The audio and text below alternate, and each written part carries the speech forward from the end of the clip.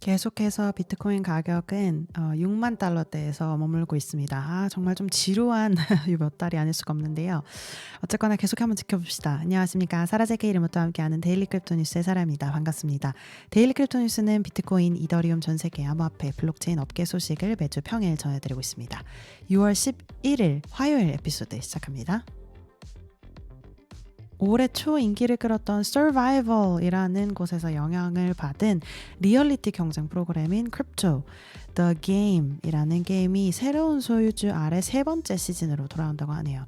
지난 월요일 이더리움의 제1세대 탈중앙화 거래소인 유니스왑의 스타트업인 유니스왑 랩스에서 크립토를 인수했다고 발표한 것입니다.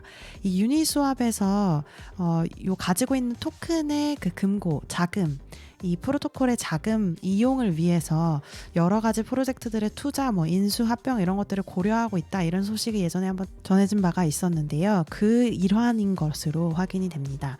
더 게임의 설립자인 딜런 아브루스카토, 그리고 타일러 케이글, 브라이언 리, 이 사람들은 유니스왑 랩에 합류를 해서 유니스왑 랩이 탈중앙화 금융에 대한 메시지를 만드는 데 도움을 주면서 자신의 이제 게임의 개발까지 계속 이끌어 나갈 예정이라고 합니다. 굉장히 좀 긍정적으로 인수 딜이 이루어진 것 같은데요. 숫자를 좀 살펴보면 시즌2에서는 약 800명의 플레이어가 게임 웹사이트에서 총 4,000시간 이상을 보내면서 도전 과제를 해결했다고 합니다. 사실 800명이라는 숫자가 굉장히 적습니다. 게임을 해보신 분들은 아시겠지만 MAU 이런 것들을 따졌을 때 100명 단위로 사실 게임자 수의 카운트가 나오는 경우는 굉장히 적거든요. 거의 의미가 없죠, 사실은. 근데 이제 온체인 게임에서는 사실 꽤 큰 숫자입니다. 그래서 그런 점에서 좀 주목해 볼 수 있고요. 아무래도 인수를 하면서 좀 더 성장을 위해서 발판을 마련하는 거기 때문에 의미 있는 숫자로 또 통계로 확인을 해볼 수 있겠습니다. 어쨌든 같이 함께 하면서 성장하는 것을 보기를 바랍니다. 이더리움 레이어 2 네트워크 중에 하나인 zk-sync는 커뮤니티, 보안 전문가, 기술 전문가들과 협력을 해서 zk-sync의 유지 및 성장을 위한 이니셔티브를 하나 발표를 했습니다. 이름은 zk-nation인데요. 개인정보 보호에 중점을 둔 이 네트워크 zk-sync는 zk-nation이라는 걸 통해서 모든 네트워크 관련 활동을 좀 책임지는 세 가지 주요 영역을 관리하도록 이렇게 맡길 예정입니다. 이 세 가지 영역은 뭐냐면요. 첫 번째는 zk-sync token assembly. 이름에서도 알 수 있듯이 토큰 관련된 온체인 거버넌스에 관련된 참여를 목표로 하는 커뮤니티 중심의 이니셔티브고요. 두 번째는 zk-sync guardians. 요거는 zk credo의 원칙을 구현할 것인데 회원들이 긴급 조치, 여러 어떤 사고가 터졌을 때 이에 대한 대응, 이런 것들을 조치 또 시행할 수 있는 권한을 갖게 됩니다. 세 번째는 the zk-sync Security Council입니다. 이름에서도 역시 알 수 있듯이 사이버 보안 전문가, 엔지니어, 감사관 등으로 구성이 되어서 이 네트워크 자체, 체인 자체에 대한 업그레이드, 그리고 기술적인 검토 등등을 하도록 되어 있습니다. zk-sync가 zk, 그러니까 제로 증명, 영지식 증명, 이 블록체인 관련된 기술 중에서도 한 가지가 좀 이제 많이 인기가 생겼을 때 나온 네트워크 중에 하나인데요. 그래도 zk라는 이름 가진 네트워크 중에서는 꽤 성장을 하고 있는 프로젝트입니다. 그래서 이 네이션, 어떤 약간 의회 같은 것이 생긴 건데요. 그래도 좀 체계가 생겨서 프로토콜이 좀 이렇게 책임을 나눠서 활동을 하게 된 거는 좋은 일이라고 봅니다. 아무래도 이렇게 일을 하게 되면 좀 안전성도 높아지고, 그리고 또 특정 분야에 포지셔닝이 생긴 거니까요. 주목해서 보실 필요가 있고, zk-sync 프로젝트는 토큰이 아직 나오지 않았습니다. 그래서 에어드랍이 예정이 되어 있고, 그 에어드랍 받기 위해서 이제 zk-sync 이용을 했어야 되고 이런 자격들이 있는데, 혹시라도 이 zk-sync 관련된 내용 때문에 zk 토큰이 있을 거라고 생각하셔가지고 어디서 구매하시거나 투자하시거나 이런 일 없으시길 바랍니다. 어쨌거나 여기까지 한번 전해드리고요. 코인시어즈의 최근 보고서에 따르면 지난 한 주 동안 암호화폐 투자 상품에 총 20억 달러의 자금이 유입된 것으로 나타났습니다.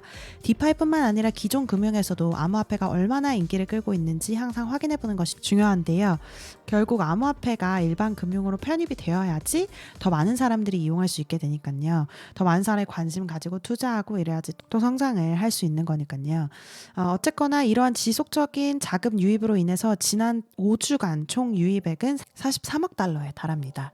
이 유입이 급증하면서 상장지수 상품에 대한 거래량도 55% 증가를 했고요. 거래량 같은 경우 정점을 좀 찍고서 이번 주 동안만 해도 128억 달러에 달했습니다. 아무래도 자금이 유입되어서 지금 들어가 있는 그 금액도 중요하지만 거래량이 얼마이냐도 중요할 것 같은데요. 거래량이 128억이니까요. 128억 달러니까요. 굉장히 큰 금액이고 계속해서 관심을 받고 있다. 이런 부분 주목해서 보시고 계속해서 강세장, 상승장의 의미를 좀 부여하는데 이용하시면 좋겠습니다. 오늘의 새로운 프로젝트는 Cecil Fund라는 프로젝트인데요. 저희가 암호화폐를 처음 시작할 때라고 하긴 좀 그렇지만 처음 이제 좀 디파이나 펀딩이나 이런 거에 좀 관심을 가졌을 때 벌써 뭐 한 5년 전 이야기인 것 같은데요. 그 당시에 많이 나왔던 것이 사실 런치패드입니다. 일종의 회사 중에 투자 회사인데 어떤 프로젝트를 런칭시키고 뭐 홍보나 마케팅이나 펀딩이나 크라우드 펀딩을 주도를 하면서 그거에 관련된 토큰도 발행하고 돈도 좀 얻어가고 요런 플랫폼이 많았거든요. 소위 인큐베이터라고도 하기도 하는데요. 이 런치패드이자 인큐베이터라는 프로젝트가 하나 또 나왔습니다. 요 몇 년간 하락장을 좀 겪으면서 이 런치패드들이 사실 다 망했거든요. 뭐 더 이상 프로젝트를 런칭을 해봐야 돈이 안 되니까 뭐 피만 받고 이제 런칭을 해도 뭐 실패라고 이런 경우가 되게 많고 좀 불신하는 그런 분위기도 있었던 것이 사실입니다. 근데 다시 한번 강세장이 오면서 이런 프로젝트가 나와서 한번 소개를 해드려 봅니다. 시슬은 이제 이 홈페이지에서 이야기하기를 평등주의적인 런치패드이자 인큐베이터이고 빌더, 그러니까 프로젝트 오너들이 스테이킹한 펀드에서 발생하는 수익으로 자금을 좀 조달하는 그런 시스템입니다. 두 가지 기능으로 나눠져 있는데요. 펀딩을 받는 것. 그러니까 프로젝트를 런칭하는 사람이 제안서를 작성하고 여러 가지 세부 정보들을 넣어서 투자를 유치하는 거죠. 그리고 두 번째로는 역시 반대, 펀딩을 하는 것입니다. 마음에 드는 프로젝트가 있으면 스테이킹을 클릭하고 원하는 금액을 선택을 해서 자신이 스테이킹한 금액이 대표를 하는 토큰이 발행이 됩니다. 그래서 이 스테이킹한 토큰을 뭐 어떤 펀드의 의미로 투자 자금으로 돌려서 그 수익으로 이 프로젝트들의 자금을 조달하는 데 사용하는 그런 메커니즘으로 알려져 있습니다. 아무래도 강세장이 왔다는 것 자체가 새로운 프로젝트들이 시장에 돈이 있음을 인지하고 계속해서 런칭을 하는 그런 분위기가 나타나는 거거든요.